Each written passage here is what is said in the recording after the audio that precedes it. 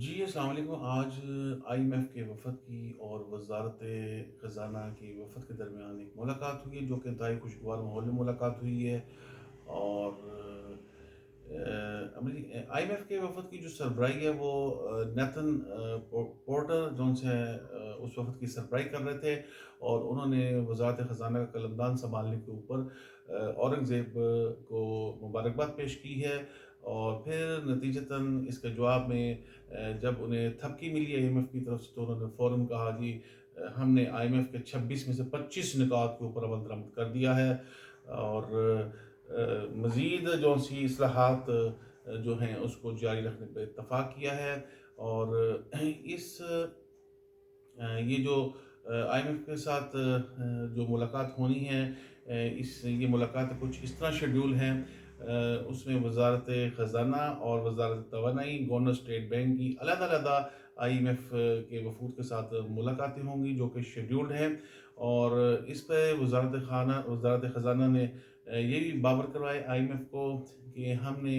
F B are کی جو محصولات ہیں اس کو بڑھانے کا ایک پلان بنایا ہے. وہ پلان انہوں نے آئی ایم ایف کو پیش کیا اور گردشی قرضہ جو ہے اس کو کیسے کم کرنا ہے اور کس طرح پیچھے اس کے اوپر کام کیا ہے, یہ تمام چیزیں جو انہوں نے آئی ایم ایف کے وفد کو پیش کی ہیں. اور یہ بھی بتایا کہ ٹیکس سے جو استثنا ہے اور ایمنسٹی جو اسکیم ہے اس پہ جو عمل نہ کرنے کی شرط تھی آئی ایم ایف کی, اس کو بھی انہوں نے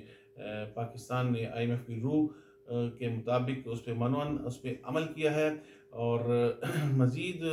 یہ بھی کہا کہ جو انٹر بینک اور اوپن بینک میں ڈالر کا جو ڈفرنس ہے 1.25% کا, جو آئی ایم ایف نے کہا تھا یہ فرق ہونا چاہیے انٹر بینک اور اوپن مارکیٹ میں ڈالر کا, اس کو بھی برقرار رکھا. یہ پاکستانی وفد نے آئی ایم ایف کو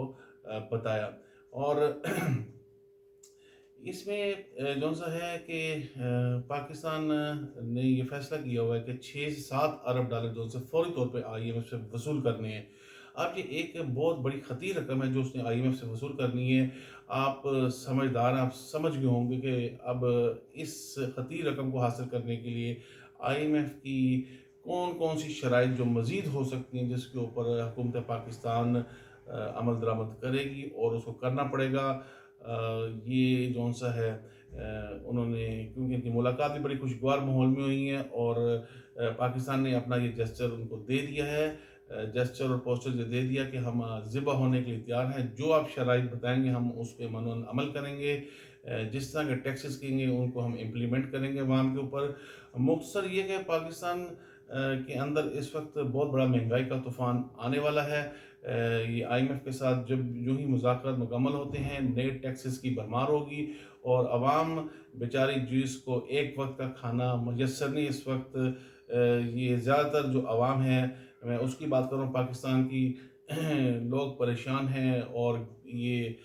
اس حکومت سے پہلے کچھ 6 دفعہ کے لگ بھگ گیسز کی جو قیمتیں ہیں وہ بڑھ چکی ہیں. اور اس وقت گیس کا بل دینا بھی جو سا ہے عوام کے لیے بہت ایک پریشانی کا باعث ہے. اور ایک مہنگائی کا طوفان آلریڈی چل رہا ہے, مزید اب مہنگائی کا طوفان آنے کے لیے اب تیار ہے. اب دیکھیں آئی ایم ایف کے ساتھ مذاکرات کب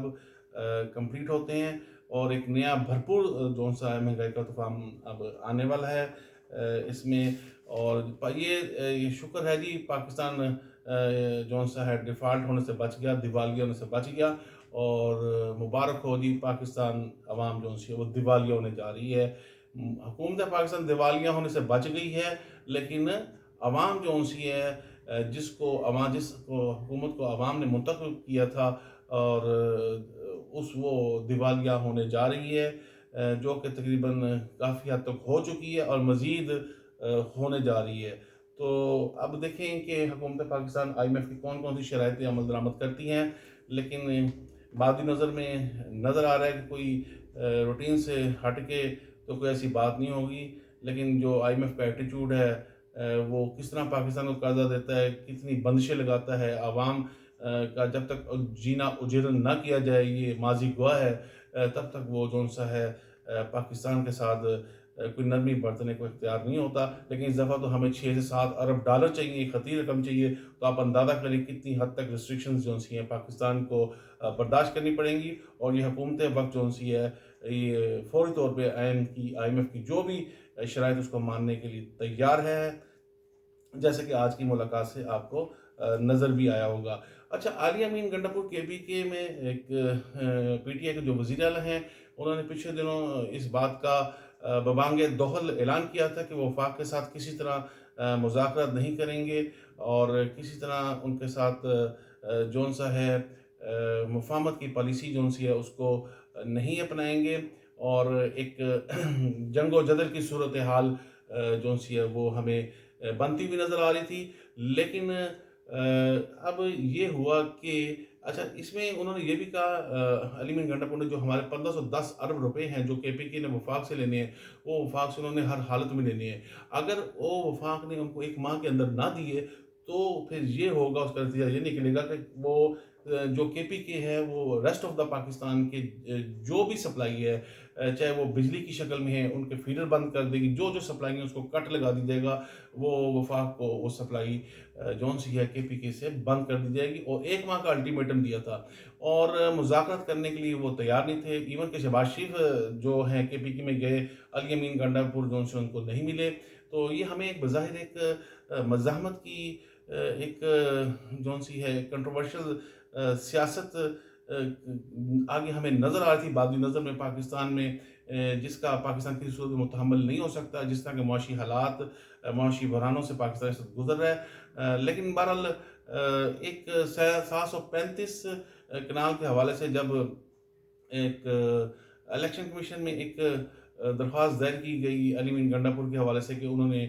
ये 735 कनाल अराजी जो है उसको डिक्लेयर नहीं किया, तो इसके ऊपर बादी नज़र में अली अमीन गंडापुर जो से वो हमें नाहल होते हुए भी नज़र आ रहे थे। तो अब मुख्तलिफ व्लॉग्स के अंदर हम देख रहे थे कि शायद अली अमीन गंडापुर का सॉफ्टवेयर जो है अपडेट कर दिया गया, शायद एस्टेब्लिशमेंट का इसमें हाथ है, लेकिन हरगिज़ ऐसा नहीं है। अब चूँकि वो एक वज़ारत आला की सीट पे विराजमान है, अब उनको नज़र आ रहा था कि ये मेरी सीट हाथ से ना निकल जाएगा, मैं नाहल हो गया, तो इसलिए वो फौरी तौर पे एक ब्यूरोक्रेट की वसातत से आपस में इन दोनों वफाक और इस सूबे के दरमियान एक बर्फ़ पिघली, जो कि हमें बाद में पिघलती हुई फौरी तौर पे कभी नज़र नहीं आ रही थी, क्योंकि इन दोनों के दरमियान इतनी दूरियां हो चुकी हुई थी। PTI और मुस्लिम लीग नून के दरमियान कभी हमें एक टेबल पे बैठते हुए दिखाई नहीं दे रहे थे। लेकिन बहरहाल देर आए दुरुस्त आए, इसमें ये एक अच्छी चीज़ है, एक अच्छा पॉजिटिव साइन है पाकिस्तानी मामलात को लेके। उसके ऊपर अब ये है कि जब ये दोनों रहनुमा आपस में मिले, KPK के वज़ीर आला अली मीर गंडापुर और शहबाज शरीफ साहब, ऐसे लगा ओ हिमालय की जो बर्फ़ है वो फौरी तौर पर पिघलती हुई नज़र आई और ये एक दूसरे पे हमें इस तरह मिलते हुए नज़र आए जैसे बरसों से बिछड़े हुए हों और एक दूसरे पे मेहरबान होते हुए नज़र आए। एक अच्छे खुशगवार माहौल में इनकी मुलाकात हुई, जिस पर अपना चीफ मिनिस्टर KPK ने अली मीर गंडापुर ने कहा कि जी हमें आप जो सा 1510 अरब रुपए जो कर दिए, जो हमारे जायज़ जितने भी बनते हैं वो आप हमें दे दें, जिस तरह भी आपने देने हैं बस जायज़ दे दीजिए। जायज़ जो रकम बनती है वो हमें आप दें, जिस तरह आप ईज़ी हैं उस तरह हमें दे दें। तो वो जो एक उनके एटीट्यूड के अंदर एक सख्ती थी, एक मज़ामती जो अनासर थे वो हमें नज़र नहीं आए। एक बड़ी जौन सी है उन्होंने गुफ्तगू बड़ी आराम से और बड़ी प्यार से गुफ्तगू की और मतलब सुलह वाला एक रवैया था उनके अंदर, एक अच्छा जस्चर था। तो शहबाज शरीफ ने भी जवाबन जौन सा है उनको कहा कि ठीक है, उन्होंने आमादगी ज़ाहिर की और बल्कि उन्होंने ये भी कहा कि आपने जो अपना शाह को चीफ सेक्रेटरी KPK लगाना है उसका नाम आप हमें भिजवाएं, बल्कि उसके साथ 2 और दूसरे ब्यूरोक्रेट्स के नाम भिजवाएं हमें, जिसमें उस लिस्ट के अंदर 3 नाम होने चाहिए और उसमें से हम शहाब शाह को जो सा सेलेक्ट करके आपका KPK का चीफ सेक्रेटरी लगा देंगे। और फिर ये भी कहा कि जैसे कि अभी अडयाला जेल में इमरान खान के मिलने को पाबंदी है 15 दिनों के लिए, वज़ारत दाखिला का नोटिफिकेशन किया हुआ, तो उस पर शहबाज शरीफ ने कहा कि बात यह है कि आप इमरान खान को किसी वक्त भी मिल सकते हैं, चाहे रात की तरीकी में मिलें, सुबह मिलें, दोपहर को मिलें, आपके ऊपर कोई बंदिश नहीं है। उन्होंने एक अच्छा जस्चर दिया है, गुड जस्चर दिया है। तो बहरहाल बात ये है कि अब हमें बादी नज़र में नज़र आ रहा है कि ایک اچھا ورکنگ ریلیشنشپ بننے جا رہا ہے علی گنڈاپور اور شہباز شریف کی حکومت کے درمیان، جو کہ ہمیں نظر نہیں آ رہا تھا، لیکن یہ ایک اچھا ایک سائن ہے، ایک خوش آئند بات ہے کہ ان دونوں کے درمیان اچھا ورکنگ ریلیشن شپ بننے جا رہا ہے، اور ابھی بھی پاکستان کو اس طرح ہی کے ریلیشن شپ کی بڑی اشد ضرورت ہے، اور اللہ کرے یہ معاملات جو سے ہیں، مفاہمت کی پالیسی جو سی ہے، اس کے اوپر ہمیں تمام صوبے اور وفاق کاربند نظر آئے، جس کی بہت زیادہ ضرورت ہے۔ اور اچھا جی، حسن اور حسین نواز بھی پاکستان آ چکے ہوئے ہیں۔ یاد رہے کہ العزیزیہ ریفرنس فلیگ شپ اور ایون فیلڈ کے اندر پہلے مریم نواز بری ہوئی، پھر اسی طرح دیگر شریف فیملی کے ممبران بری ہوئے، پھر نواز شریف ابھی اس میں بری ہوئے ہیں۔ اب یہ دو صاحبان جو تھے، یہ رہ چکے تھے شریف برادران کے، اب یہ پاکستان آ چکے ہوئے ہیں، اور یہ دونوں بھائی جو سے 2017 سے اس کیسز کے اندر جو سے ایبسکونڈر تھے، 2017 سے ایبسکونڈر تھے، اور جو ہی یہ عدالت میں گئے تو ان کے جو دائمی وارنٹ تھے اور جو اشتہاری تھے وہ تمام منسوخ ہو گئے، اور 50,000 کی انہوں نے مچلکے جمع کروائے ہیں، اور آئندہ جو سماعت ہے وہ کل تک کے لیے ملتوی کر دی گئی ہے، اور نیب کو یہ کہا گیا ہے کہ آپ آئندہ پیشی کے اوپر ایک ریکارڈ کے ساتھ پیش ہوں، تاکہ اس کے اوپر مزید کارروائی کو آگے بڑھایا جا سکے۔ اچھا، پچھلے دنوں اچھا سوری، اس کے اوپر ایک چیز میں اور آپ کو بتا دوں، میں یہ جو حسن اور حسین کے جو معاملات ہو رہے ہیں، یہ ہمیں فوری طور پر بادی نظر میں بری ہوتے ہوئے نظر آ رہے ہیں، جیسا کہ باقی لوگوں کے ساتھ ہوا ایسا انہی کے ساتھ ہونا ہے۔ کل تک ان کو سزائیں ہو چکی ہوئی تھی، فیصلے ان کے خلاف آ چکے ہوئے تھے، تو میں دیکھیں تمام جو ججز تھے، انہوں نے اپنی عقل، اپنی وزڈم کو استعمال کرتے ہوئے جو فیصلے کیے تھے اس کے مطابق ان کو سزائیں ہو چکی ہوئی تھیں، لیکن یہ تقدیر جو سی ہے اس کے آگے کچھ نہیں کہا جا سکتا۔ تقدیر کے آگے سب بے بس ہو جاتے ہیں۔ نواز شریف جب سے سیاست میں ہیں، تقدیر قسمت ان کا بہت ساتھ دے رہی ہے، اور ماضی میں آپ دیکھیں ایسا ہی ہوتا ہوا آیا ہے۔ نواز شریف کے ساتھ بالخصوص جب بھی ان کو اپنا یہ اپنا اقتدار سے ہاتھ دھونے پڑے، تو وہ بڑے ایک اچھے طریقے کے ساتھ وہ ملک سے باہر گئے اور پھر واپس آئے، اپنی شرائط کے اوپر آئے۔ تو بہرحال بات یہ ہے کہ اب اسی طرح ان کے بیٹے جو سے اب یہ اس میں پیش ہو رہے ہیں، تو میں یہاں پہ یہ بات کروں گا آپ کے ساتھ کہ دیکھیں، قانون جو سا مکڑی کا وہ جالا ہے جس کے اندر بڑے سے بڑا جانور جو ہے اس کو پھاڑ کے نکل جاتا ہے، جیسے کہ حسن اور حسین اب پہنچ چکے ہیں یہاں پہ اس مکڑی کو، جالی کو پھاڑنے کے لیے، اور اس کو پھاڑ کے یہ آگے نکل دیں گے، اور چھوٹا سے چھوٹا کیڑا مکڑی اس جالے کے اندر چھوٹا جانور جو سا پھنس جاتا ہے، ایون کہ وہ اپنی جان سے بھی ہاتھ دھو بیٹھتا ہے۔ تو بات یہ ہے کہ اس کے اوپر میں یہی کہوں گا کہ تقدیر کے جب فیصلے جب تقدیر کے فیصلے آ جاتے ہیں، تو پھر یہ ہوتا ہے کہ عقل کی جو چڑیا ہے وہ پرواز کر جاتی ہے، پھر تقدیر کے فیصلوں کے آگے ہماری عقل کی چڑیا، ہماری عقل جو سی ہے وہ زیرو ہو جاتی ہے۔ اب یہی یہاں پہ ہونے جا رہا ہے، جس میں حسن و حسین ہمیں بعض نظر میں بری ہوتے ہوئے نظر آ رہے ہیں۔ اور پچھلے دنوں ایک بڑی زرداری صاحب نے ایک بات کی کہ جی میں جو سے ہے تنخواہ نہیں لوں گا، تو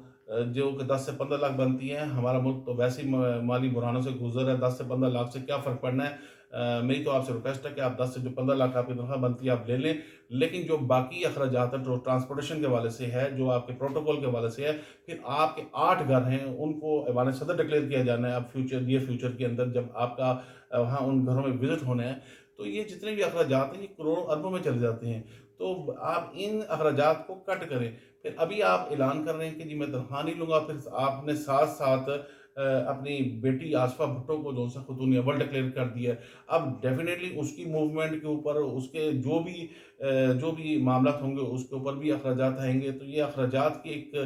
میں اس ایکسپینڈیچر میں اضافہ ہی ہوا نا۔ تو بات یہ ہے کہ آپ کی صرف تنخواہ بند کرنے سے کچھ نہیں ہوگا۔ تو بہرحال ایک پرسیپشن عوام میں ہے کہ آپ کتنے کفایت شعار ہیں، لیکن اب یہ پاکستان کی بدقسمتی ہے کہ آپ اس عہدے پہ آئے، اور وہ ہے نا ہاتھی کے دانت دکھانے کے اور کھانے کے، اور تو یہ چیزیں اب یہاں پہ شروع ہو چکی ہیں۔ تو ہاں آپ بے شک بند کر لیں، لیکن جو آپ کے کروڑوں اربوں روپے کے شاہانہ خرچے ہوں گے وہ اسی طرح جاری و ساری رہیں گے۔ تو بہرحال اللہ تعالیٰ اس قوم کے حال پہ رحم فرمائے، بس یہی کہا جا سکتا ہے۔